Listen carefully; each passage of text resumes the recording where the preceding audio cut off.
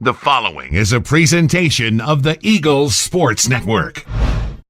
Hi and welcome to the Eagles Sports Network. I'm Caitlin Jones, standing alongside head track and field coach David Needs.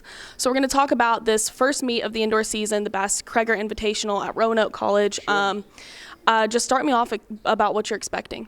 Yeah, so one of the things that we like is, and we've done it and we've not done it, but because indoor can start as the first week in December, we often look at what that challenge can be for us. Now, we could have gone last weekend, and part of us thought that we should, but in the middle of finals, don't want to, right? So at least finals are over now, and so we're going to go to the meet this weekend and go compete and really just kind of celebrate the end of the fall. For cross-country runners, that was after cross-country, and now they're starting indoor track.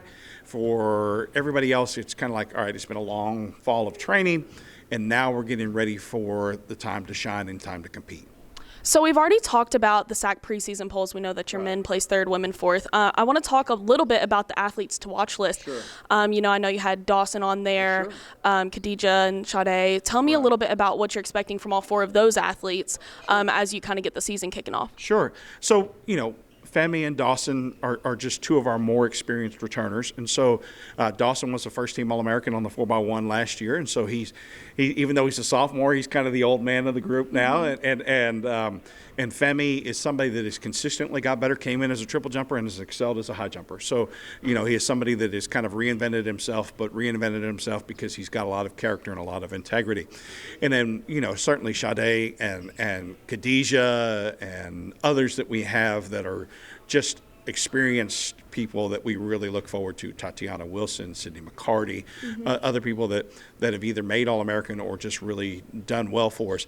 And so for them to come in and just have this first meet, whether they've been injured in the fall and now are just really starting training, or they've been practicing all fall and things, what we're really looking for is how they compete, right? So this isn't a scrimmage, this is a real meet, but the idea is very similar as to what a sports team would have, a soccer team, a football team, a basketball team, that last scrimmage before they really get into the flow of things. Because of the break, we're looking at not necessarily national qualifying marks as much as we're looking at people that will go out there and say, all right, this is live, it's real, can we go after it and go get it?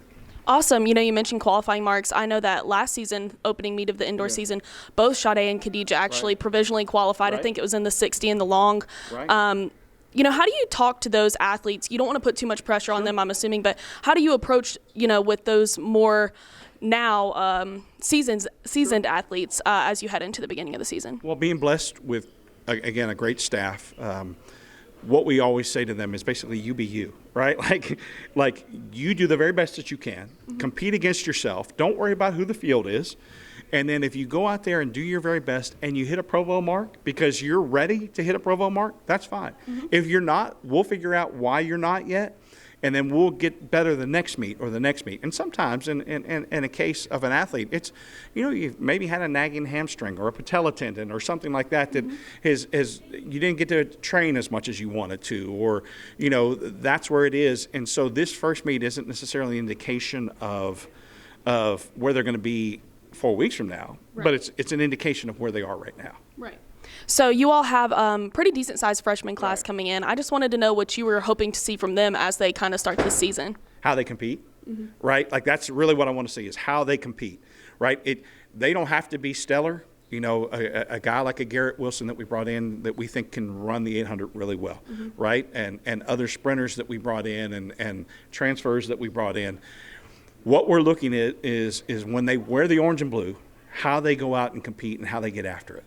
So what are you expecting the competition to look like first meet of the season? You've been to this meet before, so tell me a little bit about that. It's very good in spots, especially with the likes of Lenore Ryan, who's in our conference there, and other schools. But also it's a Division III host, and that's nothing against Division III because there's quality athletes in Division III.